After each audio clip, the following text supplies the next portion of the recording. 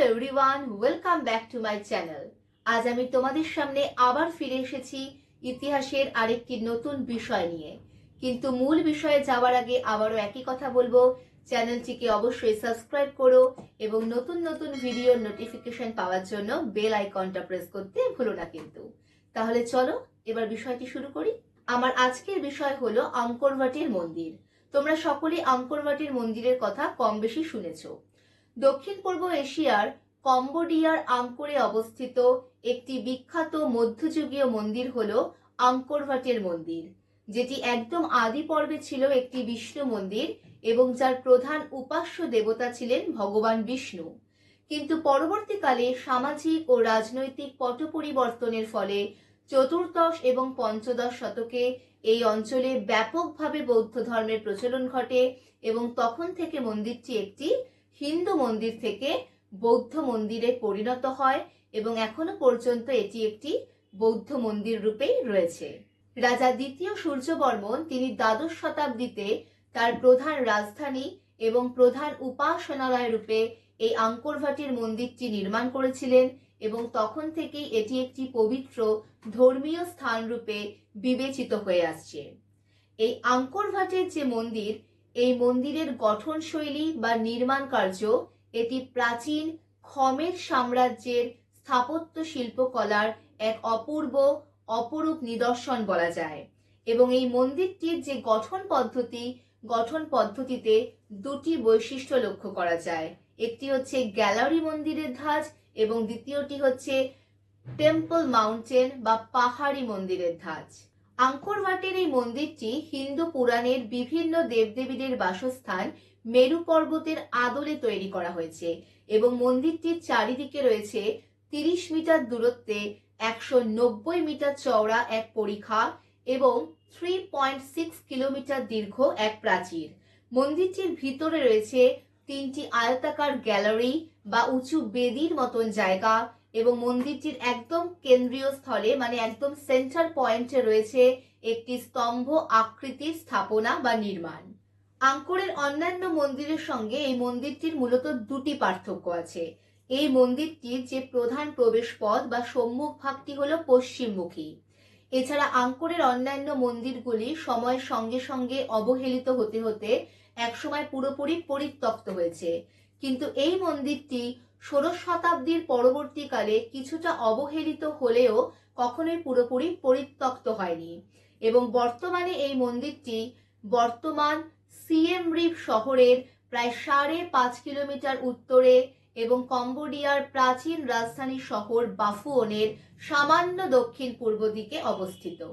রাজা দ্বিতীয় সূর্যবর্মন এই মন্দিরটি নির্মাণ করেছিলেন এবং তার মৃত্যুর পর এই মন্দিরটির নির্মাণ কার্য বন্ধ হয়ে যায়, যার ফলে এই মন্দিরের দেওয়ালের অনেক কারুকার্যই অসম্পূর্ণ থেকে যায় এবং আনুমানিক 1177 খ্রিস্টাব্দ নাগাদ প্রাচীন খমের রাজাদের চিরকালীন শত্রু চামদের হাতে আঙ্কোর রাজ্যটি পরাজিত এবং লুণ্ঠিত হয়।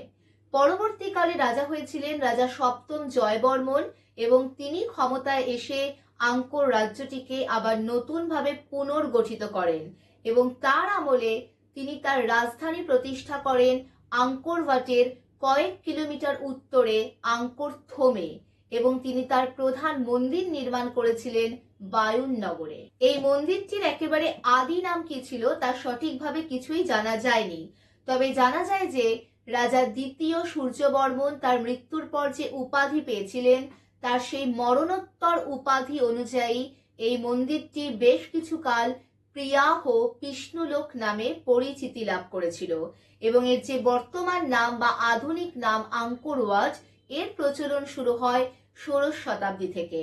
এবং এক্ষেত্রে বলে রাখি, আঙ্করওয়াট এই শব্দের আক্ষরিক অর্থ হলো নগর মন্দির বা শহরের মন্দির। আঙ্কর হচ্ছে একটি সংস্কৃত শব্দ যার অর্থ হলো শহর বা নগর, আর ওয়াত এটি হচ্ছে প্রাচীন খম ভাষার একটি বিশেষ শব্দ যার আক্ষরিক অর্থ হলো মন্দির। তাই সব মিলিয়ে আঙ্করওয়াট শব্দের আক্ষরিক অর্থ হচ্ছে শহরের মন্দির বা নগরের মন্দির। মন্দিরটির যে বাইরের মূল দেওয়াল বা বাউন্ডারি তার দৈর্ঘ্য 1025 মিটার, প্রস্থ 802 মিটার এবং এর উচ্চতা 4.5 মিটার। এবং আগেই বলেছি এই মন্দিরটির যে সম্মুখ ভাগ বা প্রধান প্রবেশ পথ সেটি কিন্তু পশ্চিম দিকে। এর পূর্ব দিকে রয়েছে একটি মাটির পাড় এবং পশ্চিম দিকে রয়েছে একটি বেলে পাথরের তৈরি সেতু বা পুল, এবং পশ্চিম দিকের এই বেলে পাথরের সেতু বা পুলই মন্দিরটির প্রধান প্রবেশদ্বার। তবে একদম আদি পর্বে বা প্রথম দিকে কিন্তু এই বেলে পাথরের সেতুটি ছিল না, তখন ছিল একটি কাঠের সেতু। পরবর্তীকালে সেখানে বেলে পাথরের সেতু তৈরি করা হয়েছে। মূল মন্দির বা প্রধান মন্দিরের ভিতরে রয়েছে পর্যায়ক্রমে পরপর 3টি 4 কোণা গ্যালারি, যার প্রত্যেকটি একটি সেন্টার টাওয়ারে এসে মিলিত হয়েছে। এবং এই প্রত্যেকটি গ্যালারির যে মূল পয়েন্ট, সেই মূল পয়েন্টে রয়েছে একটি করে গোপুরা, এবং এই সেন্টার টাওয়ার এবং 4 কোণের 4টি টাওয়ার মিলে একটি পঞ্চবিন্দুর মতো নকশা তৈরি হয়েছে। পশ্চিমী পর্যটকদের মধ্যে অর্থাৎ ওয়েস্টার্ন ট্রাভেলারদের মধ্যে যিনি সর্বপ্রথম এই মন্দির ভ্রমণে এসেছিলেন তিনি হচ্ছেন পর্তুগিজ পর্যটক আন্তোনিও দি ম্যাগদালেনার। এবং তিনি এই মন্দিরের সৌন্দর্য দেখে অভিভূত হয়ে বলেছিলেন যে এই মন্দিরের গঠনশৈলীর যে অসাধারণত্ব তা ভাষায় প্রকাশ করা কখনোই সম্ভব নয়। তবে পশ্চিমী দুনিয়াতে মানে ওয়েস্টার্ন কান্ট্রিগুলির মধ্যে এই মন্দিরের কথা প্রথম ছড়িয়ে পড়েছিল 19 শতাব্দী মানে 19th সেঞ্চুরিতে জনৈক এক ফরাসি পর্যটকের ভ্রমণ কাহিনীর হাত ধরে।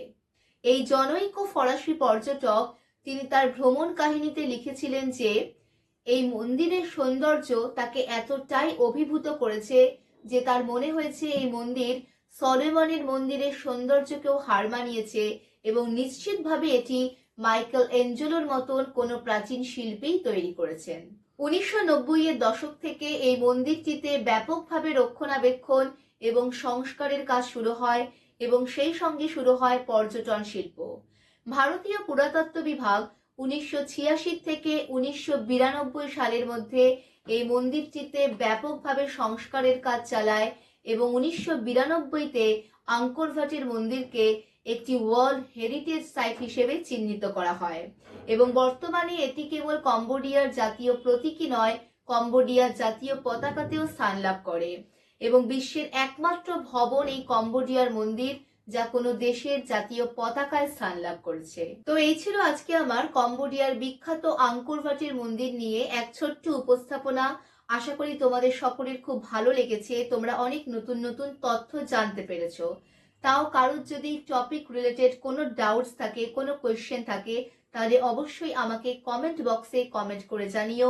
আমি তোমাদের প্রশ্নের উত্তর দেওয়ার যথাযথ চেষ্টা করব। তাহলে আজকে এই পর্যন্তই থাক, আবার ফিরে আসবো অন্য কোনো দিন নতুন কোনো ভিডিওতে নতুন কোনো টপিক নিয়ে। ততক্ষণ সকলে ভালো থেকো, সুস্থ থেকো। Thank you.